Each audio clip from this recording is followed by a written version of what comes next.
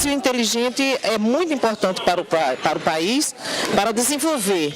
estratégias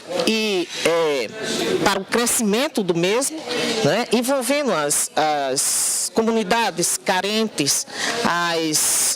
tapando os ralos que existem neste país e também desenvolvendo projetos educacionais, desenvolvimentistas, projetos na área estrutural, projetos na área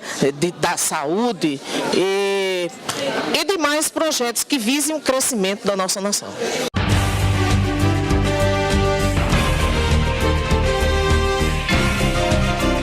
Na minha concepção, esse projeto é um projeto grandioso, audacioso, e que